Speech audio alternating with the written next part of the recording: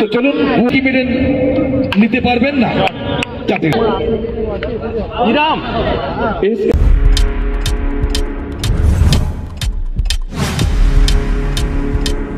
Subscribe now and press the bell icon.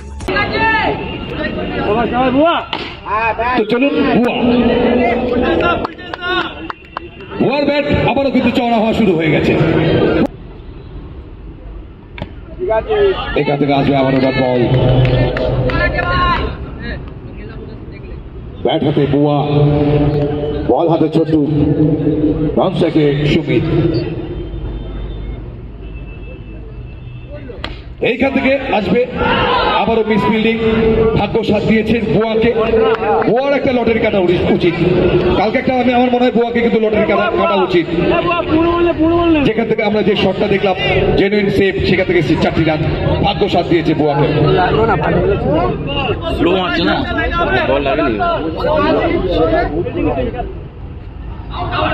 তো এখান থেকে আবারও সজোরে চালানোর চেষ্টা, আসবে উইকেট, উইকেট নাম্বার 1। তবে এখানে কিন্তু আমি এখান থেকে সুইপ মারবার চেষ্টা, আবার আসবে প্রথম বল থেকে আসবে ডট বল। ছোট ভালো বোলিং করছেন, স্কোর বোর্ডে 9 রান। এখান থেকে আসবে ক্যাপ খুঁজে পেয়েছে, আসবে 4, অর্থাৎ 13 রান প্রথম ওভার থেকে।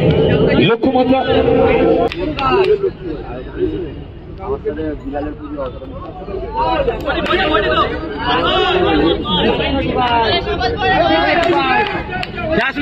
খেল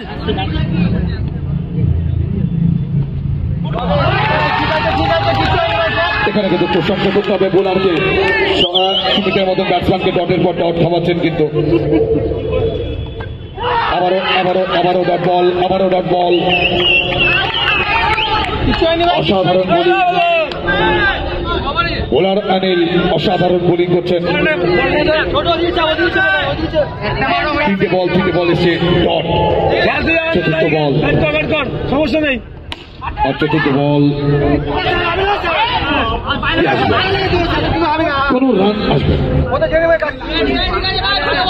এইখান থেকে 4টি বল, আর 4টি বল থেকে এসছে ডট বল।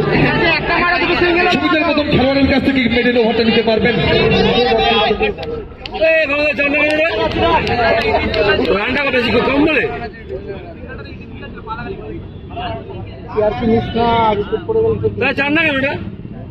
অনিল কি মেডেল নিতে পারবেন না, 4টি রান আসবে সুমিতের ব্যাট থেকে।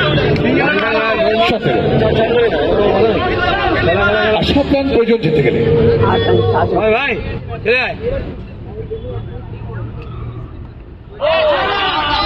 ওই খেলা শেষ হলে মাঠটা কেউ ছাড়বেন না। আমি বলবো MKE দলের ক্যাপ্টেন মাঠে থাকবেন এবং SS দলের ক্যাপ্টেন আপনি প্রস্তুতি নিয়ে থাকবেন।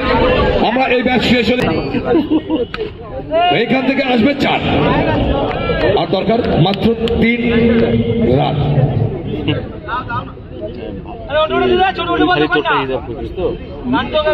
হিসাব করছিস তো ভাই যে এখন বাড়িতে ফোন চলে পারবি তো সামাল দিতে।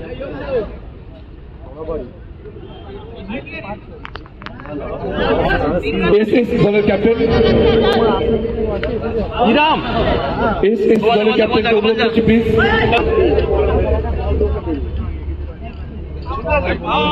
White ball,